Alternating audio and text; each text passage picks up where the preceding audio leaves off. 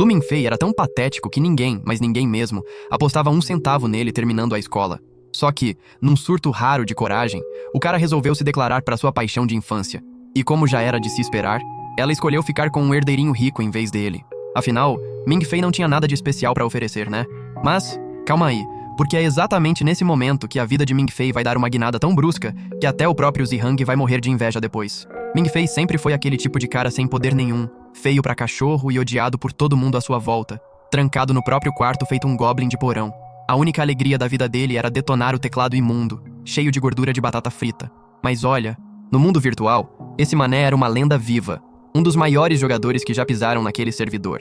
E bem na hora em que a gente entra na história, ele estava suando frio numa partida contra seu único amigo de verdade, um parceiro de jogo que provavelmente nem sabia o nome verdadeiro de Mingfei. O cara estava socando o teclado como se a vida dependesse daquilo, os dedos voando mais rápido do que qualquer nota da faculdade dele um dia vai voar. Ele conseguiu, contra tudo e contra todos, fechar a vitória, deu aquela flexada silenciosa de "eu sou o cara" e viu o amigo desconectar. Só que a vitória tinha um gosto meio vazio, porque assim que o servidor esfriou, a vontade de viver de Mingfei esfriou junto. De puro tédio, ele foi lá dar uma espiadinha no perfil da sua paixão online. Sim, um catfish certificado pelo qual ele estava completamente apaixonado e já ia babar em cima do teclado cheio de fungo. Foi então que, do nada, chegou um convite de duelo de um jogador top de linha chamado Nono. Mingfei nem pensou 2 vezes, aceitou na hora, achando que seria só mais uma vítima para os seus punhos suados de gamer. Só que, assim que a partida começou, o ego dele foi triturado. O nível de habilidade de Nono não era só bom, era assustador. A criatura jogava tão bem que Mingfei teve que se levantar da cadeira e começar a se mexer feito quem tá numa final de campeonato. E aí veio a humilhação de verdade. No meio da partida, Nono invadiu o DM dele e digitou o próximo movimento antes mesmo de Mingfei fazer. E adivinha? Ela tava certa. A partida terminou com Mingfei sendo detonado tão feio que a alma dele congelou na cadeira. Ele foi conferir o perfil de Nono só pra achar um perfil em branco. Chefão misterioso desbloqueado. Abalado, Mingfei deu rage quit e desconectou. Enquanto isso, do outro lado da cidade, a máscara caiu. O monstro que tinha detonado ele era, na real, Chen Nono, uma matadora de dragões de alto escalão do Colégio Castelo, mais conhecida pelo apelido online de Nono. É, a mesma pessoa. Segura essa informação. Ela ia dirigindo pela cidade com as amigas quando o assunto Mingfei surgiu na conversa. Ao que parece, o diretor tinha colocado o olho nesse ermitão inútil, alegando que ele tinha potencial para ser um aluno Rank S. Nono não comprou essa ideia nem por decreto, então desafiou ele no jogo só pra ver do que se tratava esse tal hype. Depois de esmagar ele, ficou ainda mais irritada ao descobrir que o cara já tinha recebido uma bolsa de estudos direto das mãos do diretor. Curiosa, mas puta da vida, ela entrou no sistema de IA do Colégio Castelo, a Eva, pra vasculhar a vidinha triste de Mingfei. E o sistema revelou tudo.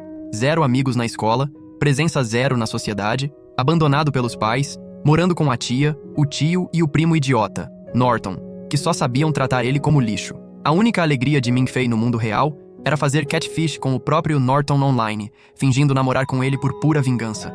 A família gritava com ele todo santo dia, mandando arrumar um emprego ou virar um fracassado quebrado pro resto da vida. E como se não bastasse tanta miséria, a Eva revelou que o sonho de Mingfei não era ser herói, sábio ou mago. Não, esse rapaz sonhava em trabalhar numa banca de jornal, só pra ganhar o suficiente e recarregar a conta do jogo e continuar sem ter vida social nenhuma. O queixo de Nono caiu no chão, e a amiga dela quase bateu o carro num poste de tanto rir, porque a ideia desse cara merecer o Rank S simplesmente não fazia sentido nenhum. Enquanto isso, Mingfei foi expulso de casa para fazer compras. No caminho, checou a caixa de correio. Dentro, uma carta e um aparelho esquisito. A primeira carta era uma rejeição de uma universidade internacional. Ai, doeu. A segunda era uma aceitação no Colégio Castelo, assinada pessoalmente pelo professor Johan, que ainda se ofereceu para ser o mentor dele. Mingfei se deu um tapa na própria cara para ver se não estava sonhando. Mas não, era real. Ele correu de volta para casa com a notícia, só para ouvir da família que era tudo golpe. A tia o acusou de ter forjado a carta, e o primo Norton riu na cara dele, dizendo que não tinha a menor chance de um fracassado daqueles entrar no Colégio Castelo, já que era uma escola para híbridos superpoderosos como o lendário Zihang, um dos alunos mais fortes vivos. No meio da discussão, Mingfei escapou para um devaneio onde o próprio Zihang descia de helicóptero, se curvava diante dele e o chamava de mestre. Aí a realidade voltou a dar um tapa nele, e o sonho se desfez. Ele até pensou que talvez a família tivesse razão, que aquilo tudo era só uma pegadinha cruel. Mas, bem na hora em que virou as costas para ir embora, o tal aparelho misterioso da carta começou a tocar. A tia atendeu, só para ouvir que o interessado queria entrevistar Mingfei no dia seguinte sobre a aceitação no Colégio Castelo. Todo mundo congelou. Naquela noite, Mingfei contou pro seu melhor amigo online sobre a situação. Diferente da família tóxica dele, esse amigo ficou genuinamente animado e ainda deu umas dicas de como se apresentar na entrevista. Pela primeira vez em muito tempo, Ming-Fei sentiu uma faísca de esperança, sem imaginar que aquilo era só o começo do caos que sua vida ia virar. No dia seguinte, Ming-Fei se arrastou até o prédio na cidade grande para a entrevista. Já estava suando frio, mas as coisas pioraram quando percebeu que vários colegas de turma antigos também estavam lá. Ao que parece, todo mundo tinha recebido a mesma carta de aceitação. No meio deles estava o chefão final do coração dele, sua paixão de longa data, Eri.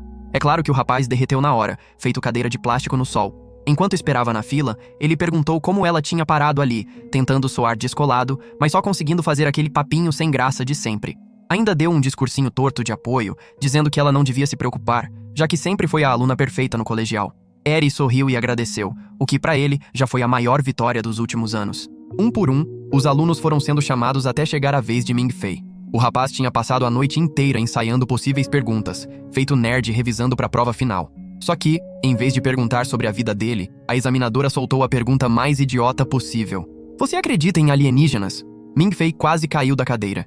Esperava algo básico e levou uma pergunta digna de interrogatório da Área 51. Outro entrevistador ainda disse, sem rodeios, que a história de vida dele era irrelevante e que aquelas perguntas bizarras é que importavam de verdade. Então, sendo o simplório que era, Ming-Fei respondeu levando a sério. Disse que acreditava em alienígenas, afirmou que ficava todo santo dia olhando o céu à noite feito poeta solitário e insistiu que a galáxia era grande demais para não ter vida extraterrestre. Quando terminou, se levantou, pediu desculpas aos examinadores e basicamente deu rage quit na própria entrevista, dizendo que devia ter entrado na faculdade errada. Depois saiu andando feito o idiota que era. Só que, lá dentro, as coisas não estavam nada tranquilas. Um homem invadiu o prédio e confrontou os entrevistadores. E não era um homem qualquer, era o próprio professor Johan. Quando ficou sabendo que Ming-Fei tinha abandonado tudo depois de uma única pergunta, ele explodiu de raiva. Gritou com os entrevistadores por não terem implorado pro garoto ficar e ordenou que o chamassem de volta imediatamente. Até os entrevistadores ficaram confusos com tanta importância dada a esse desconhecido qualquer. Enquanto isso, Ming-Fei voltava para casa arrasado quando esbarrou com Eri do lado de fora. Ela, super casual, perguntou se ele queria ir com ela à festa de formatura, e ele topou na hora, feito o romântico sem esperança que era. Na cabeça dele, já se via casando com ela, se estabelecendo na cidade grande e vivendo feliz para sempre, basicamente escrevendo uma fanfic da própria vida. Para ele, o Colégio Castelo já nem importava mais. Mas, quando chegou em casa, a realidade voltou a dar um tapa. A tia contou que o próprio professor Johan tinha ligado. Ming-Fei tinha passado na entrevista e estava oficialmente matriculado no Colégio Castelo. O fracassado que tinha desistido na primeira pergunta, de alguma forma, ainda assim venceu. No dia seguinte, Ming-Fei voltou ao prédio com a tia, o tio e o primo idiota, Norton, para conhecer Johan pessoalmente. Como já era esperado, a tia virou caça-fortuna instantaneamente, perguntando sobre dinheiro. O professor explicou, calmo, que a bolsa de Ming-Fei vinha com $36 mil por ano, depositados direto na conta dele, e que ele ia morar na própria academia. Assim que ouviu o número, a tia trocou de lado na hora, implorando para ele aceitar a proposta. Johan então explicou o verdadeiro motivo de Ming-Fei ter sido escolhido. Aparentemente, esse mané carregava dentro da alma um talento raríssimo, de 100 em 100 anos. A família ficou confusa. Então o professor tirou do bolso uma carta escrita pelos pais de Ming-Fei. Acontece que eles nunca tinham abandonado ele como sempre acreditou. Na verdade, eram alunos honorários da Academia Castelo. A carta revelava o lado da história da mãe dele.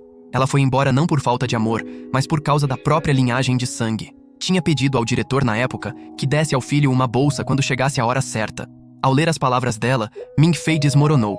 Correu pro banheiro, as lágrimas pingando em cima do papel. Pela primeira vez, o palhaço da história teve um momento sério de verdade. A carta da mãe dizia que ela sempre o amou e só queria o melhor pra ele, mesmo sem poder estar presente.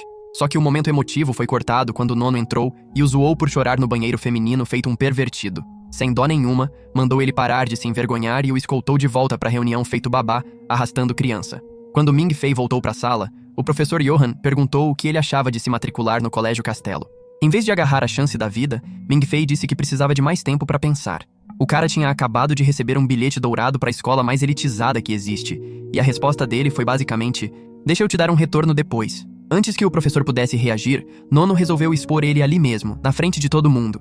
Anunciou tranquilamente que o verdadeiro motivo da hesitação era uma paixãozinha patética por uma garota, e que ele não queria deixá-la para trás. Ming-Fei quase engasgou com o próprio ar. Como é que ela sabia sobre Eri? Por um segundo, achou que Nono fosse alguma stalker, mas ela admitiu que só tinha chutado. Mesmo assim, as palavras dela mexeram com ele. Foi aí que Nono deixou escapar algo idêntico ao que tinha dito durante aquele duelo online. E foi nesse instante que a ficha caiu no cerebrozinho de Ming-Fei. Nono era a tal Nono do jogo o tempo todo. A mesma garota gamer que tinha zoado ele feito bot. A humilhação dobrou, agora na vida real. Mais tarde, Ming-Fei ficou remoendo no telhado, tentando entender como aquela garota sabia tanto sobre a vida dele. O cara chegou a tirar o celular do bolso, pronto para confessar seu amor eterno pra Eri, feito protagonista de rom-com de 5ª categoria. Mas, antes que ele pudesse se humilhar ainda mais, Nono apareceu atrás dele feito jumpscare de filme de terror. Ela explicou que a Eva, o sistema de IA, conseguia rastrear ele em qualquer lugar e que ela tinha sido enviada por Johan para convencê-lo uma última vez. Ainda assim, Ming-Fei, em toda a sua teimosia, se recusou. Disse pra Nono que não podia entrar no Colégio Castelo porque amava Eri demais e precisava se declarar antes de partir. Nono jogou a verdade nua e crua. Eri nunca gostou dele, nunca ia gostar, e ele estava prestes a arruinar a própria vida correndo atrás de alguém que nem ligava. Mas Ming-Fei, sendo o palhaço que era, insistiu que ainda tinha uma chance, já que Eri tinha topado ir à festa com ele. Nono tentou martelar aquilo na cabeça dura dele. Se ele não entrasse agora, a chance podia se perder para sempre. Mas o coração teimoso dele não quis escutar. No dia seguinte, ele foi fazer compras com Eri para os suprimentos da festa de formatura. Nono confrontou ele de novo, avisando que o professor ia embora naquela mesma noite e que a decisão precisava ser tomada. Mesmo assim, Ming-Fei rejeitou o conselho, agarrado à fantasia de uma declaração de amor dramática na festa. O rapaz passou horas ensaiando na frente do espelho, decorando falas feito personagem de novela mexicana desesperado. E como estava sem grana, foi lá e catou flores silvestres do chão para dar para Eri. O plano romântico dele era, literalmente, catação de flor em nível de miséria. Quando a festa começou, o suposto melhor amigo dele, Anju, entregou um terno para deixá-lo um pouquinho menos patético. Ming-Fei caminhou até o palco com o buquê na mão, pronto para abrir o coração. Só que bem na hora da declaração, Anju puxou a traição definitiva. Saiu andando com o próprio buquê de flores e se declarou para Eri primeiro. E para fechar com chave de ouro, Eri aceitou. Admitiu ali mesmo que também gostava de Anju. Os dois tinham brincado com Ming-Fei feito marionete o tempo todo. Anju não era só um traidor de marca maior, tinha armado aquilo tudo como uma pegadinha. E na frente de todo mundo, a garota que Ming-Fei achava que era seu destino o humilhou, escolhendo Anju ali, em cima do palco. Ming-Fei congelou em silêncio, completamente destruído. O melhor amigo o traiu. A paixão pisou no coração dele, e a vida inteira desmoronou numa única execução pública de sentimentos. O coitado ficou ali parado, feito um NPC quebrado, afogado em desgosto e rejeição. Bem quando Ming-Fei achou que a humilhação não podia piorar, Nono fez sua entrada triunfal. Apareceu com um look tão impecável que a plateia inteira soltou aquele "oh" de quem tá vendo uma celebridade pisar num tapete vermelho. Ela desceu as escadas da formatura acompanhada do próprio bando de subordinados, bateu palmas e mandou as garotas arrancarem a roupa de fracassado de Ming-Fei e vesti-lo feito alguém que realmente importa. Pela primeira vez, Ming-Fei não parecia um NPC rejeitado de side quest. Parecia que finalmente tinha entrado na trama principal. Nono então entrelaçou o braço no dele na frente de todo mundo, fazendo a plateia engasgar de choque. Se virou para Eri e para Anju e com um sorriso os alfinetou dizendo que Ming-Fei tinha coisas muito mais importantes para fazer do que perder tempo ali.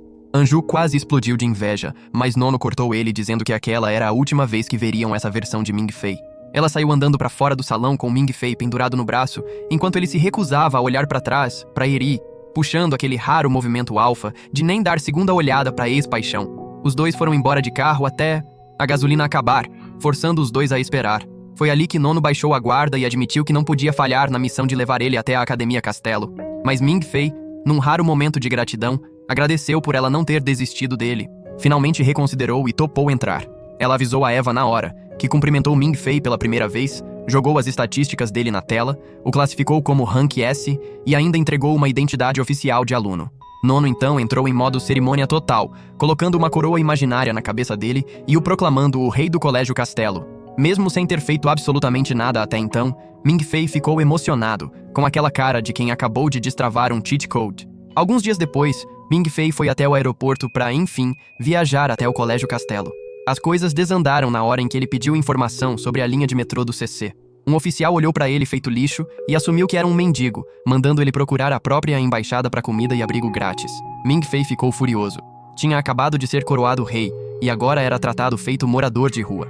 O dia piorou quando tentou comprar um lanche com o pouco dinheiro que tinha, só para o caixa recusar o atendimento, dizendo que não servia um mendigo. Mendigos de verdade, por perto, chegaram a acenar para ele feito irmão de longa data. Bem na hora em que Ming-Fei estava a ponto de perder a cabeça, um estudante de cabelo prateado apareceu do nada. Finger, Um freelancer profissional de me empresta uma grana, que já foi logo pedindo dinheiro emprestado para comprar um refrigerante. Ming-Fei, convencido de que era golpe, recusou. Só que Finger avistou o cartão do metrô do Colégio Castelo na mão de Ming-Fei e surtou, puxando o próprio cartão idêntico. Ming-Fei percebeu então que esse palhaço era na real colega de escola. A decepção virou alegria. E mesmo assim, Finger ainda conseguiu dar um golpe e tirar uma grana dele. Enquanto esperavam, Finger contou seu passado trágico. Era famoso no Colégio Castelo, mas não por grandeza, e sim por reprovar tantas vezes que já tinha caído do rank A até o rank F. Explicou o sistema de transporte insano do lugar. Alunos de rank alto tinham prioridade nas viagens, enquanto os rank baixo, feito ele, tinham que esperar uma eternidade.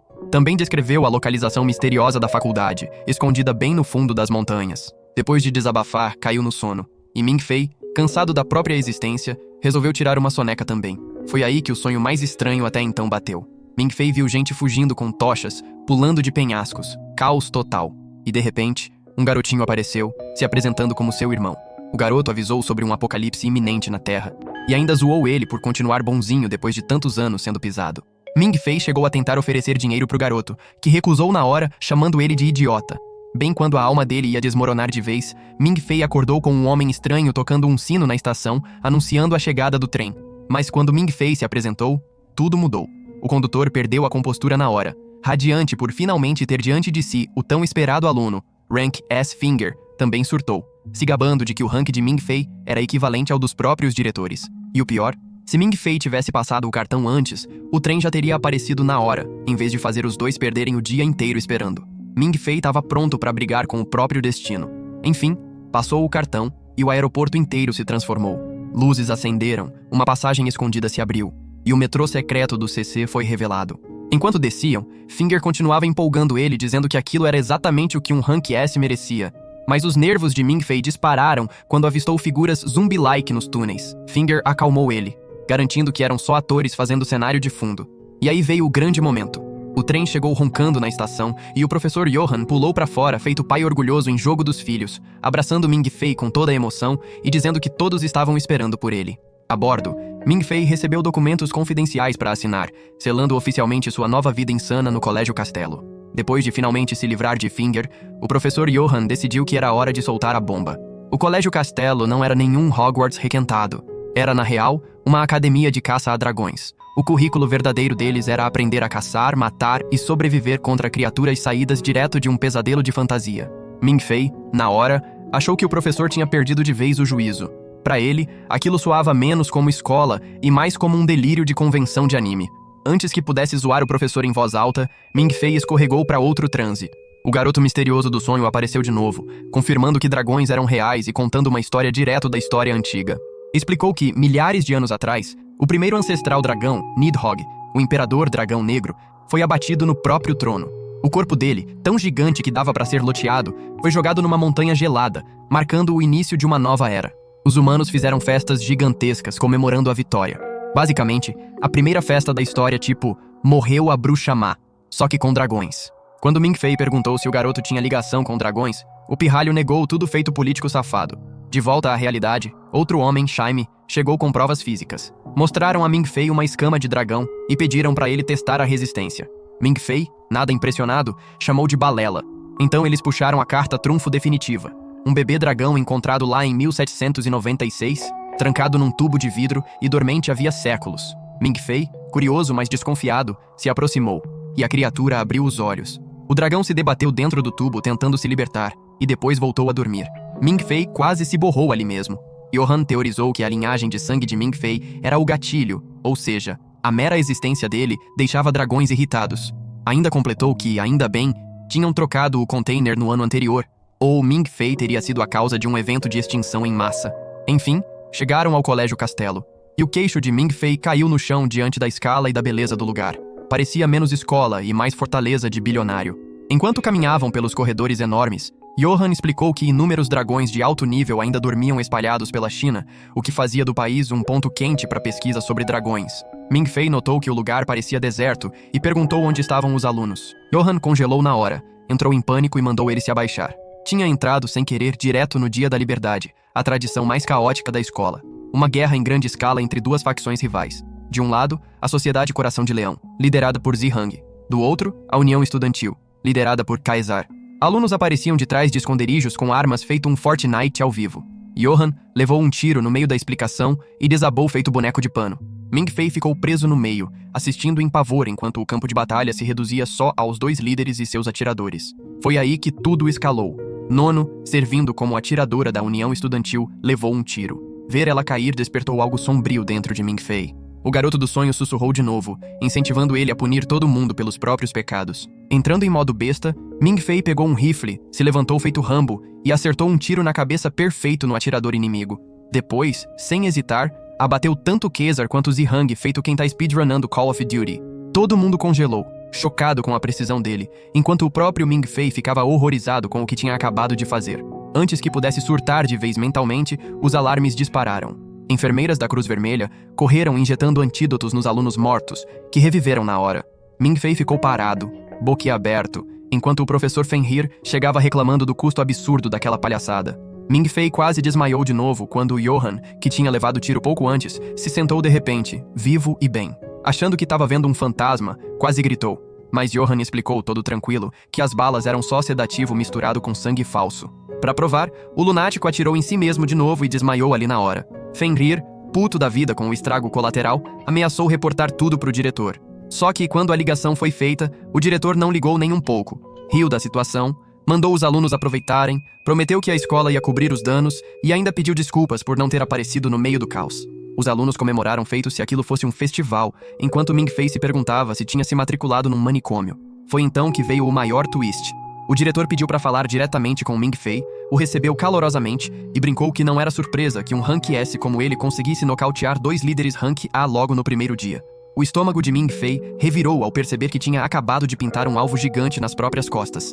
Fenrir, sentindo o perigo, sussurrou para Ming-Fei correr pro dormitório o mais rápido possível, porque aqueles alunos humilhados não iam deixar barato. Nos bastidores, o diretor teve uma conversa reservada com um homem chamado Mans. Discutiram um incidente sombrio de 8 anos atrás, quando alunos foram completamente dizimados, reforçando a dureza real das batalhas contra dragões. Mans insistiu que precisavam de um prodígio para liderar a próxima geração. Embora Kaisar e Zihang mostrassem potencial, os dois concordaram que Lu Mingfei podia ser bem o coringa que estavam esperando.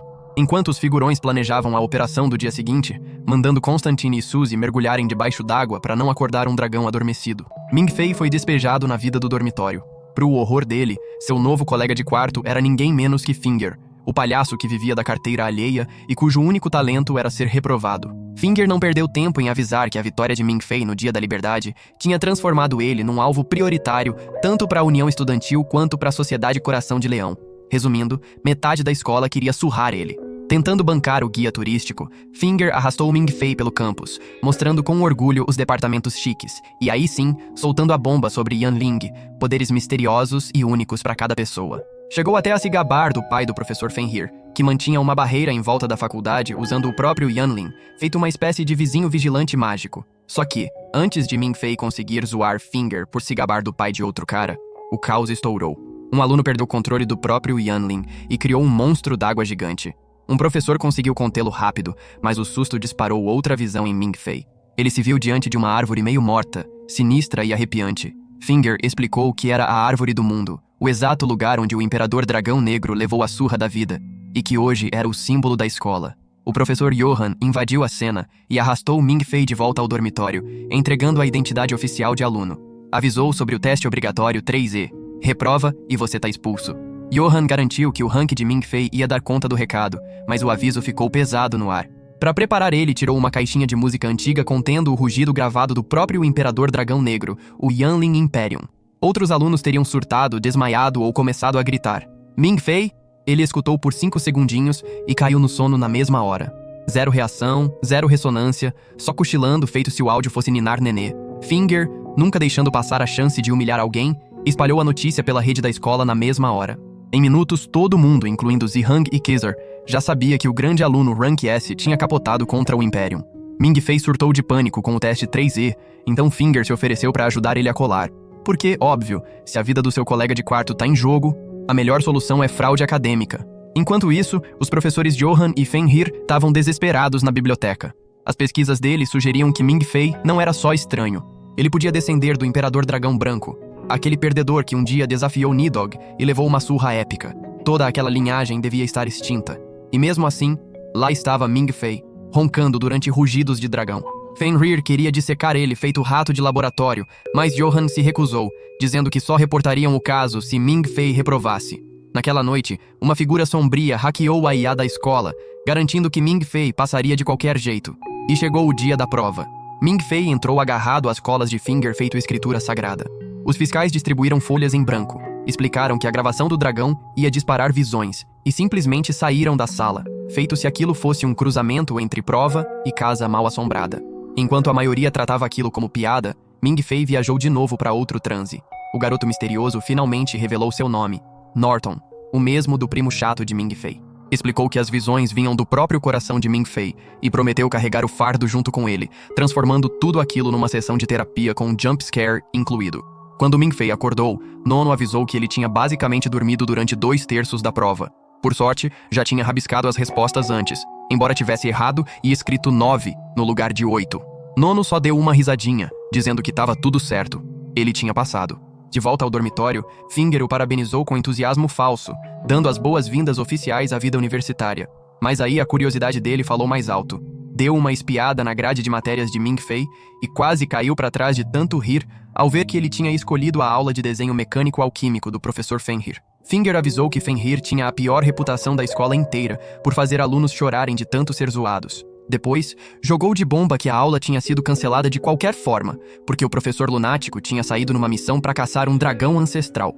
Longe do caos do Colégio Castelo, o professor Fenrir, aka professor que preferia morrer a dar aula direito, liderava uma expedição por uma cidade afundada.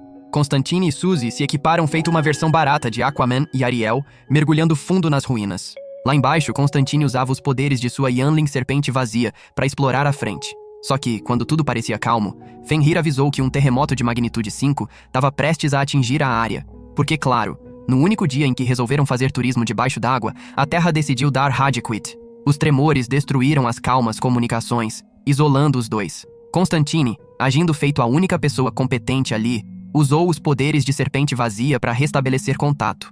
Fenrir reportou ao diretor, explicando que as ruínas podiam ser, na real, o palácio de um rei dragão e que precisariam de uma chave para entrar.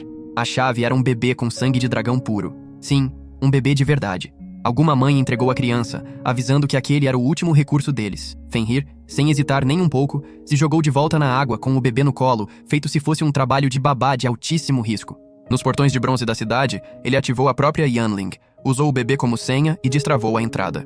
Depois de dar instruções para Constantine e Suzy, voltou para o navio, deixando os dois vasculharem enquanto a Eva escaneava a cidade. Constantine notou os níveis perigosamente baixos de oxigênio, então Fenrir mandou economizar cada respiração. Lá dentro, encontraram uma câmara com um pilar gigante de bronze, e Constantine puxou aquela carta de sacrifício nobre, dizendo para Suzy se salvar caso as coisas piorassem. Enquanto isso, Suzy ficou encarregada de tarefas chatas, fotografando estátuas para o navio. Mas quando o coração dela disparou e ela começou a perder a consciência, Constantine correu de volta para salvá-la. Foi aí que revelou ter encontrado um artefato pesadíssimo e ainda avistado o que parecia ser um bebê dragão dormindo. As coisas pioraram quando uma estátua literalmente começou a perseguir Suzy. Ela atirou nela, o que, combinado com o toque anterior, ativou o sistema de segurança da cidade. As ruínas se transformaram num labirinto mortal em constante mudança, e o bebê dragão, sentindo os intrusos, entrou em modo trava total. Os dois mal conseguiram fugir por passagens que desabavam, tentando desesperadamente chegar ao navio. De volta ao Colégio Castelo, os alarmes dispararam, chamando todo aluno rank A ou acima. Ming Fei, é claro, escorregou para outra visão. O garoto misterioso apareceu de novo, avisando sobre morte e perigo iminentes, mas também soltando um cheat code para desbloquear mapas feito um trapaceiro cósmico de videogame. Finger tentou puxar ele de volta para a realidade, mas Nono avisou sem dó que o rank F inútil dele não tinha sido convidado para essa reunião. Finger saiu emburrado, feito criança rejeitada do recreio. Lá dentro, os professores explicaram a emergência. Constantine e Suzy estavam presos, o oxigênio acabando, e os alunos precisavam ajudar a decodificar texto de dragão para salvá-los. Tarefa fácil, né? Só que Kaiser apontou que decodificar texto de dragão normalmente levava 15 anos, não 20 minutos. Mesmo assim, os professores empurraram o trabalho para eles. Ming Fei sentou-se ali, sem entender nada, até receber uma ajudinha da Eva, que reconfigurou o computador dele numa interface de jogo. Ele lembrou do cheat code do garoto do sonho, digitou, e boom, o mapa inteiro se decifrou na hora. Enquanto o resto dos gênios suava tentando traduzir, Ming Fei basicamente usou um CTRLA e resolveu tudo em segundos. O mapa decodificado foi enviado direto para Constantine e Suzy, guiando os dois em direção à segurança. Lá embaixo, nas ruínas, Constantine sugeriu deixar o bebê dragão olhar o mapa. E ora essa, a criatura apontou a única rota de fuga, bem para baixo, atravessando a base da cidade. Com só 3 minutos de oxigênio restantes, Constantine mandou Suzy economizar as forças. Ela tentou confessar seus sentimentos, mas ele calou ela com um beijo e uma promessa dramática de sobrevivência. Clichê de romance de anime, edição subaquática. Enquanto isso, o professor Fenrir percebeu que tinham feito uma cagada monumental. Só tinham calculado o oxigênio suficiente para sair das ruínas, não para voltar à superfície. Então, ordenou o lançamento dos botes salva-vidas e mandou o navio descer para o resgate. No Colégio Castelo, todo mundo ficava na expectativa esperando notícias, enquanto Ming Fei, que tinha acabado de salvar o dia sem querer com um simples cheat code, continuava com cara de miséria. O amigo online dele ligou, animando ele, dizendo para manter a cabeça erguida por pior que as coisas ficassem. Ironicamente, considerando que Ming Fei tinha basicamente carregado a operação inteira, apertando um botão. Enquanto Ming Fei ainda tropeçava pela nova vida no campus, a expedição do professor Fenrir estava virando um filme de terror lá no mar. No navio, a equipe de resgate corria tentando localizar Constantine e Suzy. Mas, antes que pudessem sequer bolar um plano, Suzy apareceu na superfície agarrada ao artefato. Sem fôlego, revelou que Constantine tinha se sacrificado para salvá-la. Trágico, né? Bom, a tragédia durou uns 5 segundos, porque uma criatura sombria surgiu do nada, puxou Suzy de volta para debaixo d'água e espirrou sangue pelas ondas feito abertura de filme de tubarão. Foi aí que o monstro se revelou. Um dragão d'água em pleno voo de ataque. Ele avançou contra o navio e Fenrir sacou o rifle, descarregando bala feito Rambo. Só que spoiler, o dragão nem ligou. As balas ricochetearam feito bolinha de papel. A tripulação escalou para mísseis, só para a besta engolir tudo inteirinho. Quando um tripulante entrou em pânico, avisando que as ogivas ainda ativas estavam dentro do estômago da criatura, Fenrir surtou e mandou detonar tudo. O mar explodiu numa fúria de fogo, e por um segundo glorioso, todo mundo achou que tinha vencido. Só que dragão não joga limpo. A criatura voltou à tona mais furiosa do que nunca, atravessando o peito da assistente de Fenrir e arrastando ela para baixo antes que qualquer um pudesse piscar. Fenrir perdeu a cabeça, esvaziando o rifle inteiro na água enquanto o dragão circulava o navio, fazendo sons estranhos. Ele traduziu para a tripulação apavorada. O dragão estava zoando eles por serem inúteis. E para piorar, detonar os mísseis ainda ativos podia jogar as chamas de volta para cima deles. Bem no auge do pânico, alguém avistou uma represa próxima.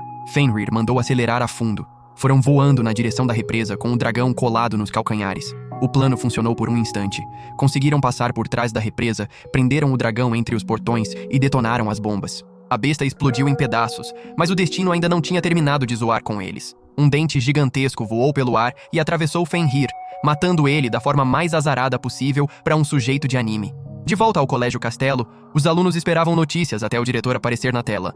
Anunciou o sucesso da operação, agradeceu a todos e deu reconhecimento especial a Ming Fei por ter decifrado o mapa. A sala explodiu em aplausos. Embora Ming Fei parecesse mesmo, era querer se enfiar debaixo de uma mesa. No caminho de volta ao dormitório, Zihang se aproximou dele, calmo e confiante, convidando Ming Fei para se juntar à Sociedade Coração de Leão como seu sucessor, dizendo que respeitaria a escolha dele mesmo se decidisse ir para a União Estudantil. A conversa dos dois foi cortada pelo toque dos sinos e pelas pombas brancas, o sinal de luto da escola. Todo mundo abaixou a cabeça ao saber da morte de Fenrir. Em seus últimos momentos, Fenrir tinha recusado ajuda médica, dizendo ao diretor que já não adiantava. Relatou suas descobertas sobre a Cidade dos Dragões, pediu que os alunos soubessem que ele estava numa nova missão, e não morto. E fez um último pedido: encontrar para Nono um mentor de verdade. A base de dragões que eles tinham descoberto foi transportada de volta para o colégio para estudos futuros. Enquanto isso, Ming Fei recebeu um convite por e-mail para a festa de dança de César. Curioso, perguntou para Finger quem era César de verdade. Finger não economizou nos detalhes. César era basicamente o herdeiro de ouro de uma família absurdamente rica, carregando expectativa suficiente para esmagar qualquer um. Ming Fei quis pular fora, reclamando que não tinha terno nem sabia dançar, mas Finger insistiu. A solução brilhante dele foi pegar roupa emprestada com o clube de teatro. No baile, o contraste era brutal. O evento de César era pura elegância. Pétalas de rosa, velas acesas e Kaiser pessoalmente recebendo Nono feito príncipe de conto de fadas. Ele até anunciou que o baile era em homenagem ao aniversário dela, fazendo todo mundo fazer fila para parabenizar. Enquanto isso, Ming Fei e Finger ficavam parados por ali feito figurantes falidos, os únicos sem par para dançar. Finger conseguiu se misturar bem na pista, dançando. Já Ming Fei transformou a pista num show de comédia, tropeçando nas próprias pernas feito se estivesse com lag. Nono pediu discretamente para Kaiser ser mais gentil com Ming Fei, sem querer empurrar ele para a Sociedade Coração de Leão. Kaiser sorriu de canto e disse que tinha um plano próprio. No meio da dança, calou o salão inteiro com um discurso sobre lealdade e grandeza, fazendo a plateia gritar o nome dele em coro. Depois, feito o mestre manipulador que era, colocou Ming-Fei no centro das atenções, convidando ele publicamente para entrar na união estudantil. Ming-Fei tentou ganhar tempo, pedindo mais um prazo, mas César insistiu que pedisse uma música e fosse para a pista. Foi então que a violinista loira do teste 3E deu um passo à frente. Deixou o violino de lado, estendeu a mão e conduziu Ming-Fei até a pista. E pela primeira vez, em vez de se humilhar, Ming-Fei realmente se moveu no ritmo, guiado pelas instruções calmas dela. Foi a primeira vez que alguém olhou para ele sem enxergar um desastre completo. Enquanto Ming-Fei dançava de forma trapalhona pelo salão, a violinista loira finalmente se apresentou como Zero. Sob a orientação dela, ele parou de parecer um peixe se debatendo no palco e realmente encontrou seu ritmo. E surpreendentemente, a plateia aplaudiu, dando para ele um raro gostinho de dignidade. Meio sobrecarregado, ele saiu para tomar um ar. Foi aí que Nono o avistou, chamou ele com um aceno e ele desejou, meio baixinho, um feliz aniversário. Ela explicou que precisava de uma pausa da própria festa, alegando cansaço, e então pediu com toda a naturalidade para ele dirigir até o topo da montanha. Ming-Fei, ainda desesperado para impressionar ela, topou na hora. Enquanto isso, o conto de fadas da dança terminou de forma abrupta quando a Eva soltou a bomba. A escola estava sob ataque. Possíveis infiltrados dos Reis Dragões tinham violado o portão. 13 invasores tinham entrado, e o alvo deles era o vaso de dragão guardado dentro do Instituto Alfheim. Com a equipe reduzida, os professores não tiveram escolha a não ser jogar os alunos na linha de frente. Kaiser e Zihang foram convocados para defender a escola. Alunos foram armados com balas de gelo e os preparativos para um banho de sangue começaram. Enquanto os outros se equipavam, Ming-Fei viajava no meio da direção, escorregando para mais um transe.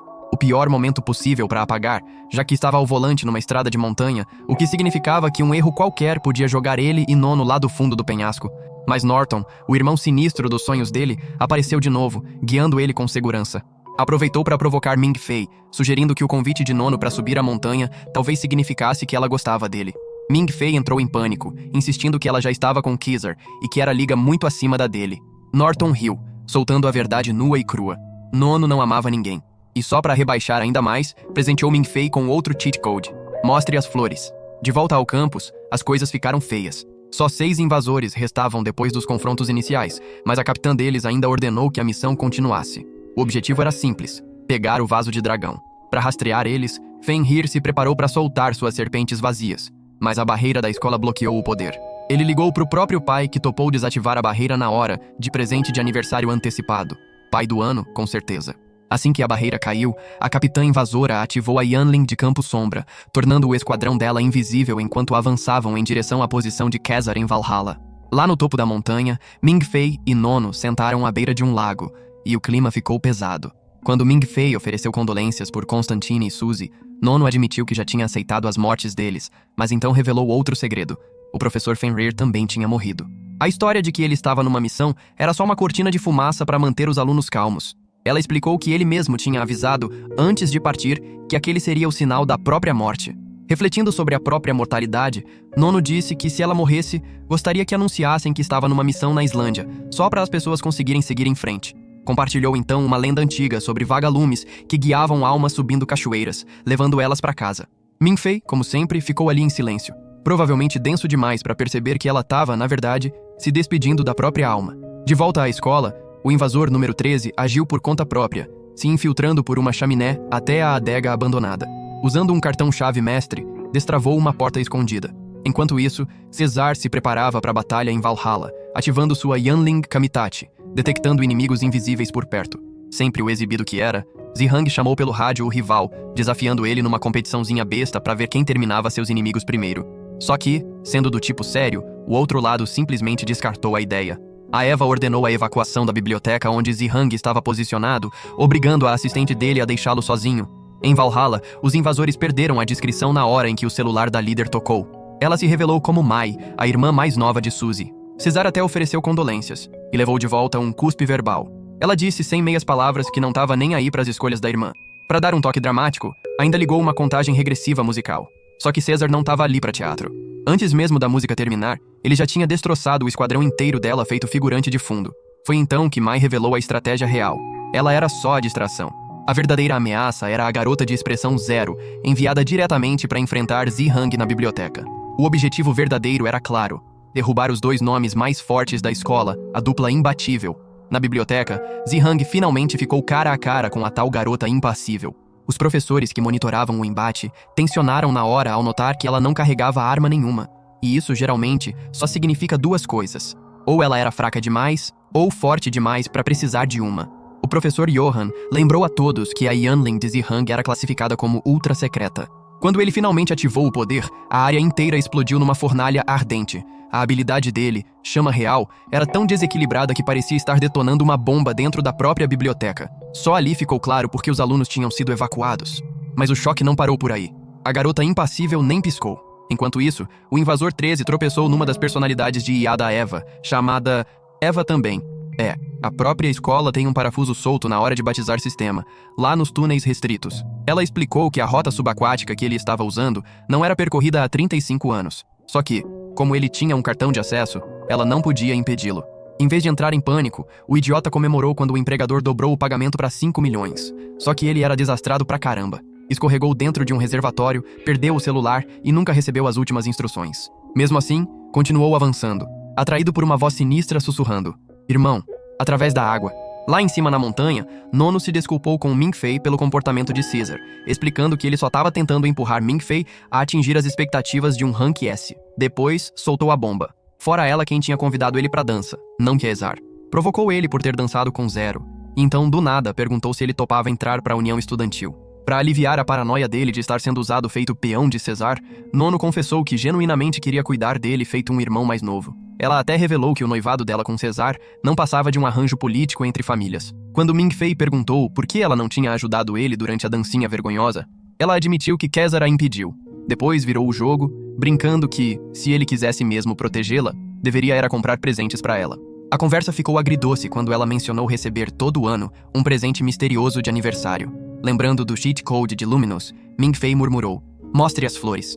O som do carro explodiu em música e fogos de artifício iluminaram o céu, formando as palavras: "Feliz aniversário, Nono." Ela desmoronou em lágrimas, confessando que os presentes sempre vinham da mãe falecida dela.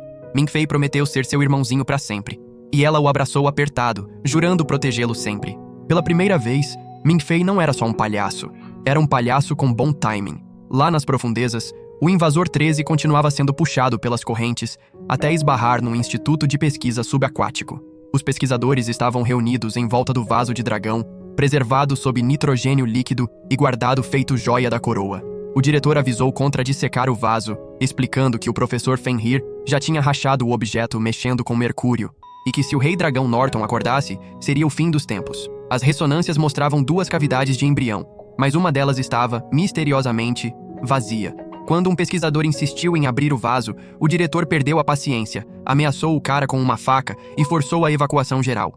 O Invasor 13 se aproveitou para entrar depois, tentou roubar o vaso e, na hora, começou a ter alucinações. Uma voz de mulher não parava de chamá-lo de irmão. Abalado, deu no pé, derrubando sem querer uma garrafinha misteriosa do bolso. Ele não fazia ideia de que aquelas eram, na verdade, suas instruções finais: derramar a solução no vaso e extrair o conteúdo. Assim que ele saiu, um estranho encapuzado pegou a garrafinha, derramou o líquido sobre o vaso e ainda acrescentou o próprio sangue. Uma explosão de energia varreu a câmara enquanto ele declarava que, agora, tanto o sangue quanto o dragão pertenciam a Nidhogg. Enquanto isso, na igreja, o duelo de Kizar contra Mai esquentava.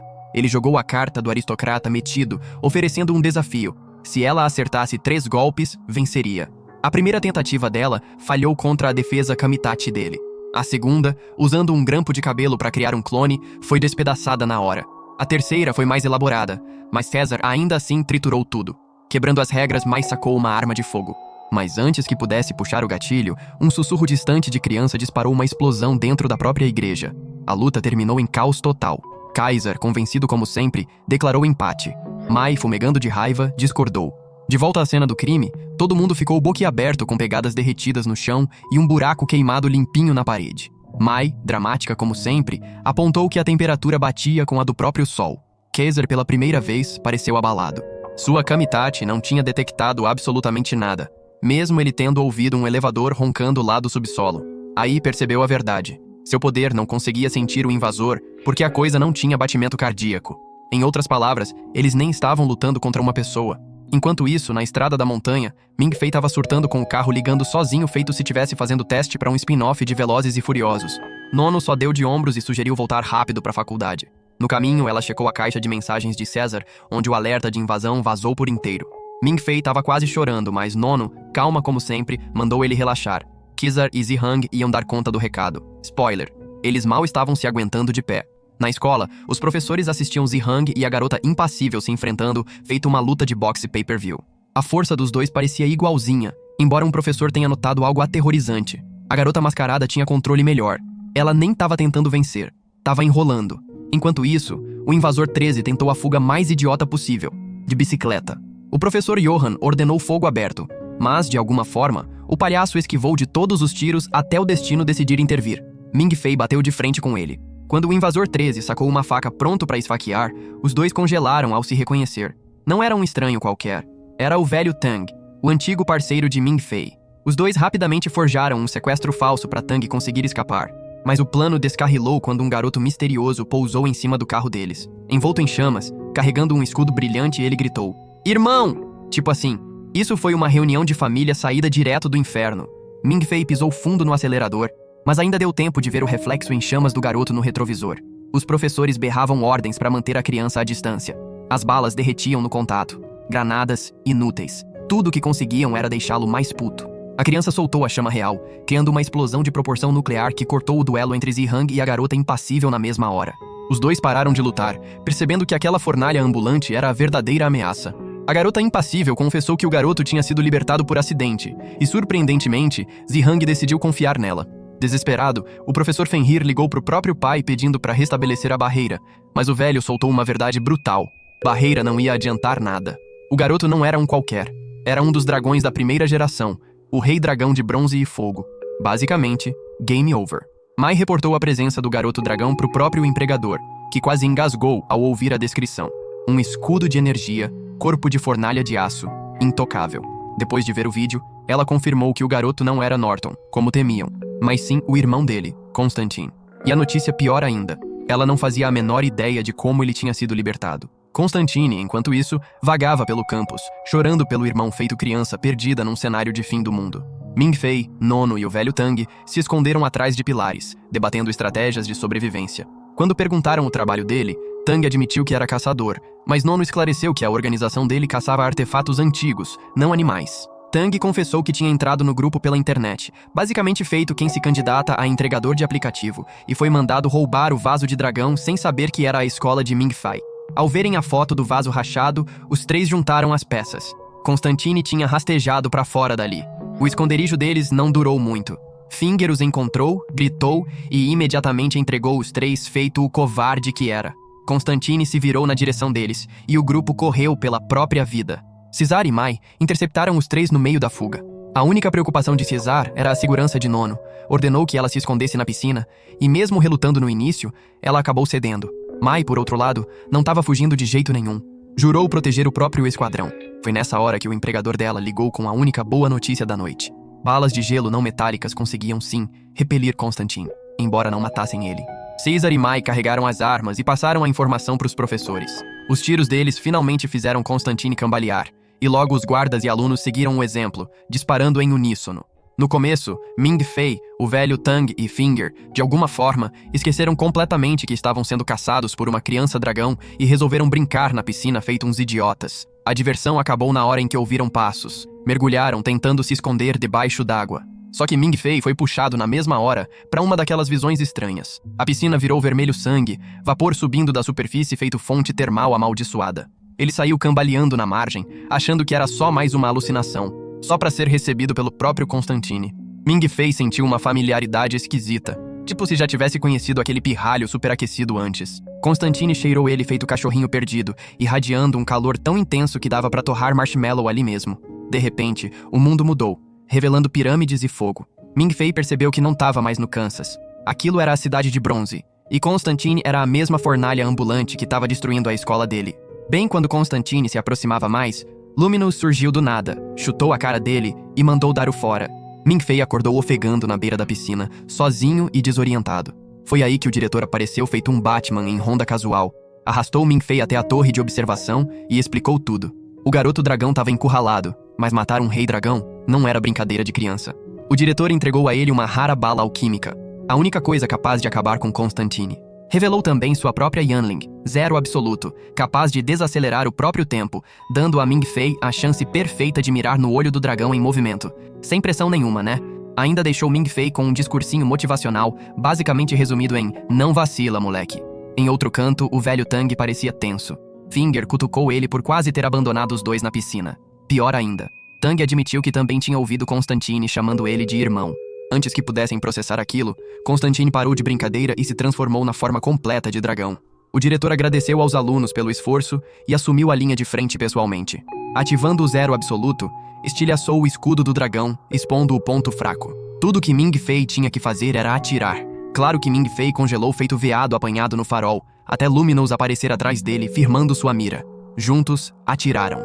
O diretor ordenou que todos descarregassem munição, mas num twist chocante, o dragão não revidou. Ele protegeu o velho Tang com o próprio corpo. No último suspiro, o dragão sussurrou: "Irmão", e morreu. Tang, completamente abalado, saiu correndo. Mas as memórias bateram nele feito caminhão desgovernado. Ele se lembrou de Constantine, da promessa dos dois de se protegerem mutuamente, do sonho compartilhado de dominar o mundo juntos. A realidade o atingiu em cheio. Ele não era só o velho Tang. Ele era o gêmeo de Constantine, o rei dragão Norton. Luto e fúria o consumiram, e sua verdadeira forma explodiu numa transformação em chamas. Mais tarde, o diretor e o pai de Fenrir discutiram os estragos. Por que o diretor não tinha executado Norton na hora? A resposta dele foi fria. Dragões não podem de fato ser mortos, só selados. Até um único pedaço do corpo consegue se regenerar. Foi por isso que a humanidade sempre dependeu de técnicas de selamento. Ele revelou que sua própria linhagem híbrida o mantinha vivo há mais de um século, mas precisava de um sucessor. A missão dele era o genocídio dos dragões. Não só os 4 reis, mas o próprio Nidhogg. A fúria cega de Norton era só mais uma ferramenta dentro do plano dele, não importando quantos humanos ficassem no meio do fogo cruzado. No dia seguinte, Ming Fei e Finger ainda tentavam processar a experiência de quase morte. Finger explicou que os diretores estavam voltando, que atualizações de segurança estavam a caminho, e ainda soltou fofoca sobre a história secreta da festa. Quando perguntaram sobre a escolha de sociedade, Ming Fei admitiu que tinha entrado para a União Estudantil por causa de Nono. Finger, todo convencido, revelou que já era membro há tempos. A conversa foi interrompida quando um velhinho rabugento entregou a carteirinha de aluno da União Estudantil para Ming Fei. Ao que parece, Nono já tinha apostado que ele entraria. Foi avisado ainda que Caesar queria vê-lo em 1 hora. Enquanto isso, Caesar teve sua própria reunião com o diretor, que elogiou os esforços do grupo e soltou a próxima bomba: uma expedição para a Cidade de Bronze. Pediu especificamente a participação de Ming Fei, alegando que o potencial dele era importante demais para ser desperdiçado. Caesar aceitou. Mais tarde, Ming Fei foi arrastado até o escritório de Caesar. O coitado quase desmaiou ao ouvir que as taxas de sobrevivência eram basicamente lixo, então tentou escapar com toda a desculpa possível do livro. Caesar não deixou barato. Explicou que aquilo era uma honra enorme. Só 2 calouros tinham sido escolhidos: Ming Fei e Zero. E Zero já tinha aceitado. A covardia de Ming Fei começou a irritar Caesar, que chegou a ameaçar revogar a carteirinha de aluno dele. Foi quando Nono interveio, prometendo cuidar dele feito irmã mais velha protetora. Sem escapatória, Ming Fei aceitou, meio a contragosto. Caesar encerrou a reunião anunciando que tinham 2 meses para prepará-lo para a missão da vida dele. Os 2 meses seguintes viraram pura tortura para Ming Fei. O cara passou de sedentário total a fuzileiro naval involuntário em tempo recorde. Aulas de mergulho, artes marciais, treino de resistência, combate corpo a corpo, treino de fôlego, prática de tiro. Se existia, jogaram tudo goela abaixo dele. Quando o dia da missão chegou, Ming Fei não estava nem musculoso nem corajoso, só extremamente nervoso, suando dentro do equipamento feito frango antes do abate. Finger, o melhor amigo inútil de sempre, tentou animar ele, e acabou só espalhando fofoca. Explicou que casais não podiam mergulhar juntos, e foi por isso que Constantine e Suzy tinham escondido o relacionamento para entrar como dupla. A ficha caiu em Ming Fei. Caesar e Nono não iriam poder mergulhar juntos dessa vez. Ele finalmente rachou, admitindo que estava com medo pra caramba e que talvez não voltasse vivo. Num gesto dramático, entregou para Finger o próprio cartão de crédito, dizendo para aproveitar a fortuna caso ele morresse. Finger não perdeu tempo. Na mesma hora começou a pedir comida, feito se tivesse num rodízio all you can eat. Ming Fei quase desmaiou, vendo o saldo escorrer em tempo real. Mas, para surpresa dele, Finger devolveu o cartão e disse que ele ia voltar vivo. Aquele raro momento de lealdade deu a Ming Fei confiança suficiente para continuar em pé. Enquanto isso, Norton não estava perdendo tempo também. Convocou um dos próprios dragões servos para se preparar para o confronto que vinha por aí. A missão, apelidada de Operação Bronze, começou oficialmente com Ming Fei, Nono, Caesar e Zero embarcando no navio.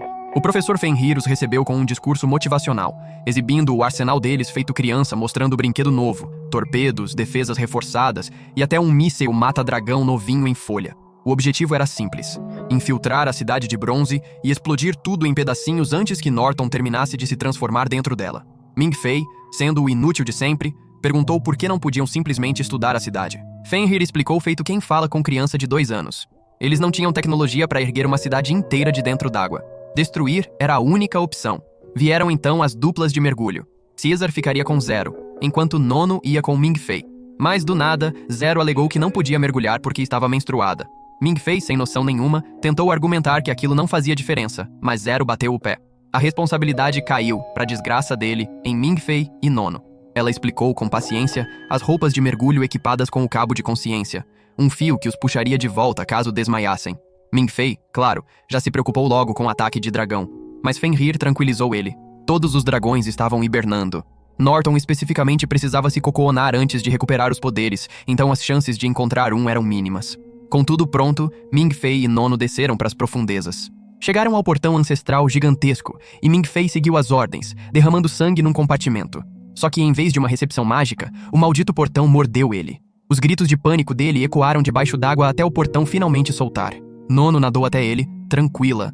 Apontou que era só uma mordidinha e mandou parar de fazer drama. Ming Fei olhou para a mão. Mal tinha um arranhão, mas mesmo assim, enfaixou feito se tivesse sido atacado por tubarão. O portão gemeu ao abrir, e uma correnteza violenta arrastou os dois para dentro da cidade de bronze. Nono apagou por um instante, mas acordou com Ming Fei ao lado, num corredor estranho. Perguntou logo para Eva sobre a qualidade do ar, e a IA confirmou que era respirável. Para economizar oxigênio, ela mandou Ming Fei se livrar do equipamento de respiração. Reportaram de volta para Fenrir, que confirmou a suspeita. O retorno de Norton tinha reativado os sistemas da cidade. Quando Nono perguntou onde colocar as bombas, Fenrir direcionou os dois para o palácio do Rei Dragão. Para navegar pelo labirinto, ordenou que Ming Fei liberasse um corante especial na água e seguisse a corrente. Enquanto seguiam o rastro do corante, cada vez mais fundo na cidade de bronze, a covardia de Ming Fei estava em plena exibição. Toda vez que passava por uma estátua sinistra, ele murmurava sobre o quanto aquilo era assustador.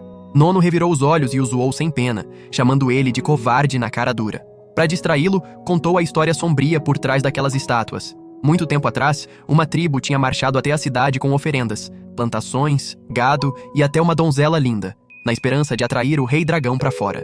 Mas Norton, o ingrato, nunca apareceu.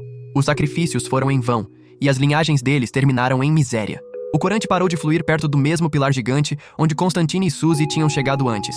Foi quando Ming Fei, desesperado para terminar logo, sugeriu simplesmente colar a bomba ali e ir embora. Nono cortou a ideia na hora. O instinto afiado dela dizia que aquele não era o palácio de verdade. E antes que Ming Fei conseguisse argumentar, ela enganou ele para colocar de volta a máscara de oxigênio e o empurrou para dentro d'água. Cruel. Quando Fenrir pediu atualização, Nono mentiu, dizendo que a visibilidade estava ruim. Pouco depois, os dois foram arrastados para outro setor da cidade, um lugar cheio de esqueletos de guerreiros que um dia tinham desafiado Norton. Era basicamente um cemitério de derrotados. Nono aproveitou a chance e agarrou a mão machucada de Ming Fei, usando o sangue dele para abrir um portão escondido logo abaixo. Funcionou, mas a vitória veio com um preço alto. Perderam contato com o navio e com o próprio cabo de consciência. O pânico bateu na hora em Ming Fei, mas Nono se manteve calma, lembrando que podiam reconectar depois. Os dois foram parar numa casinha decrépita, onde Nono entrou em transe e desenterrou o passado sombrio do lugar. Não era uma casa qualquer, era o palácio original de Norton e Constantine, ainda ecoando as memórias compartilhadas dos dois. Impressionado, Ming Fei escutou Nono revelar que tinha, um dia, feito o perfil dele quando ele acabou de entrar na faculdade. Admitiu que sua proteção exagerada vinha da culpa, já que ela tinha esperado que ele desistisse em poucos dias. Nono, então, configurou o cronômetro das bombas para 45 minutos, mas o alívio dos dois se desfez quando avistaram uma lamparina recém-acesa. Alguém, provavelmente Norton, estava por ali. Saíram correndo, só para descobrir que o cabo de consciência tinha sido roubado. Enquanto isso, a cidade começava a desmoronar ao redor deles. Correndo de volta em direção ao ponto de entrada, chegaram a outro portão. Antes de enfrentá-lo, tiveram um raro momento de sinceridade. Ming Fei confessou que nunca escreveu uma carta de despedida, porque tinha certeza de que voltaria vivo. Nono, mais vulnerável do que nunca, admitiu que também não escreveu nenhuma, porque achava que ninguém sentiria falta dela se morresse. Ming Fei mencionou Caesar, mas Nono descartou a ideia friamente, dizendo que ele seguiria em frente fácil. Sem mais palavras, Ming Fei cortou a própria mão de novo, ativando o portão com o sangue. No navio, Fenrir concluiu, sombrio, que a dupla provavelmente estava morta. Caesar surtou exigindo um mergulho de resgate, mas Fenrir lembrou que a missão deles não era salvar pombinhos apaixonados, era detonar um rei dragão. No subsolo, as coisas atingiram o fundo do poço quando Ming Fei e Nono se viram diante de um beco sem saída. Nono admitiu que só um milagre poderia salvá-los agora. E bem quando Ming Fei estava prestes a desmoronar de vez, se lembrou do cheat code de Luminous. Desesperado, ativou.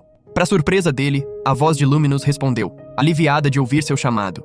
Depois, do nada, a voz de Finger também invadiu a mente dele. Ming Fei, meio em pânico, implorou para Finger checar o mapa da cidade de bronze e guiar os dois. Só que aquele pedido desesperado disparou caos lá em cima. No navio, o professor Fenrir de repente agarrou a própria cabeça com uma dor absurda. Para horror de todos, perceberam que o cérebro dele estava sendo usado como retransmissor de sinal para o sistema improvisado de comunicação de Luminous. O tempo escorria por entre os dedos deles, literalmente, porque Finger estava ocupado remexendo no mapa da cidade de bronze feito novato Tier F. O acesso limitado dele deixava tudo lerdo, e César estava a segundos de estrangular o rapaz, enquanto o cérebro de Fenrir fritava de tanto servir de roteador Wi-Fi humano. Foi então que Finger lembrou do próprio cheat code da vida dele. A Eva, uma das personalidades de IA da escola, escorregou para o sistema dele feito anjo da guarda, prometendo trazer Ming Fei e Nono de volta vivos. Com acesso irrestrito finalmente destravado, Finger rasgou o mapa feito hacker turbinado, plotando a rota de fuga para os dois. Só que acima da água, as coisas iam de mal a pior. Zero soltou a bomba. A temperatura da água tinha disparado para 50 graus do nada. Manipulação climática clássica de dragão. Fenrir estava fora de combate, babando de dor pelo esforço psíquico. Foi então que Zero empurrou Kaiser pro comando. Kaiser, sendo o príncipe da máfia metido que era, assumiu o controle feito quem esperava por esse momento desde que nasceu, latindo ordens precisas para a tripulação da União Estudantil. A comemoração deles não durou muito. O convés inferior sacudiu violentamente quando um dragão colidiu com o navio, destruindo a baía de torpedos. No começo, acharam que fosse o próprio Norton, mas o sonar não mostrava nada. Foi quando Zero notou algo aterrorizante pela mira. Não era Norton. Era o servo leal dele, o dragão Samson, caçando eles feito tubarão que não come há semanas. O navio mal se aguentava inteiro enquanto Samson destroçava a água em volta. Mas tão de repente quanto começou, Samson abandonou a caçada, porque Norton tinha aparecido numa colina distante. A tripulação inteira congelou. Norton saltou na água, cara a cara com o próprio servo. Todo mundo esperava algum reencontro emocionante entre mestre e bicho de estimação, mas em vez disso, Norton simplesmente agradeceu Samson e o assassinou ali mesmo. O queixo de Zero praticamente atravessou a lente da mira.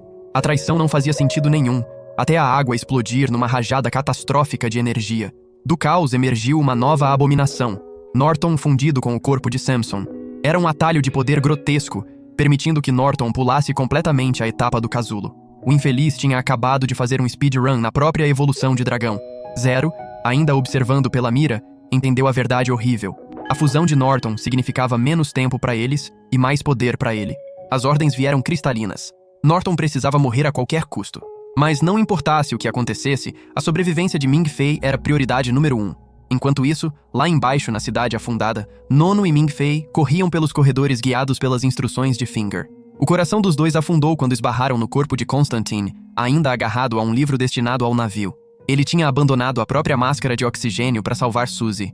Ming Fei quis continuar correndo, mas Nono o forçou a parar um instante, sussurrando uma despedida para Constantine antes de puxá-lo adiante. O caminho parecia infinito, e os nervos de Ming Fei finalmente se romperam. Admitiu para Nono que não achava que fosse voltar vivo.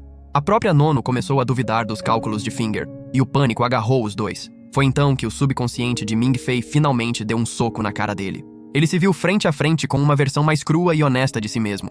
Esse Ming Fei interior o zoou sem dó nenhuma, chamando-o de patético por sempre esperar que alguém viesse salvá-lo. Disse sem rodeios: ou você cresce e enfrenta, ou morre feito covarde. O discurso brutal acendeu um fogo dentro da alma de Ming Fei. Pela primeira vez, ele se manteve firme e se recusou a desmoronar. No portão de saída, o último obstáculo os aguardava. A porta exigia sangue de dragão para abrir, e Ming Fei, feito idiota, não conseguia cortar a própria mão com a faca.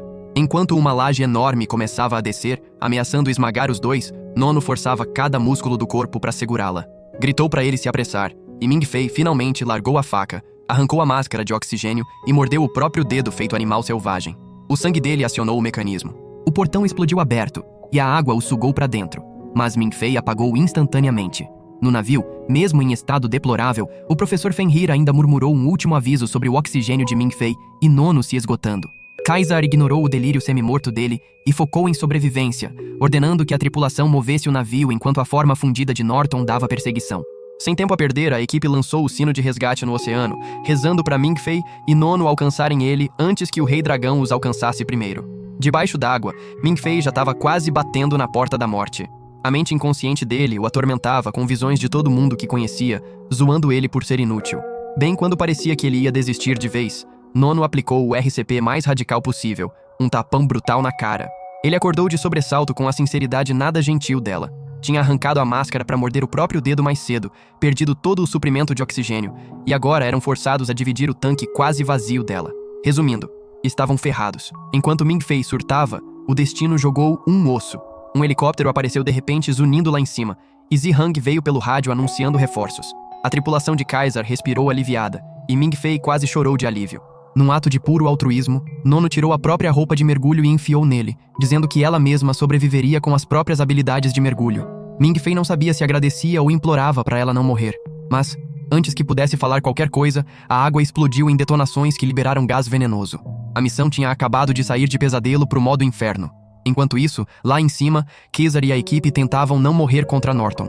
Quando Zihang chegou oferecendo apoio, a cara de Kaiser se retorceu feito quem recebeu uma salada quando pediu bife. Zero criticou ele na hora, dizendo que ajuda extra era sempre melhor que nenhuma. Mas César deu de ombros. Fogo contra fogo não ia funcionar. A chama real de Zihang era basicamente inútil contra o nível de inferno de Norton. As coisas pioraram quando o piloto anunciou que os motores estavam falhando e o navio não podia mais voar. A única esperança de sobrevivência eram os compartimentos estanques mantendo o navio flutuando.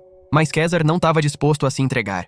Descobriu que ainda tinham torpedos e, rapidinho, arquitetou um plano suicida. Precisariam se aproximar a 100 metros de Norton, perigosamente perto, mas o torpedo atingiria com velocidade de avião, embalando um soco que nem Norton conseguiria ignorar.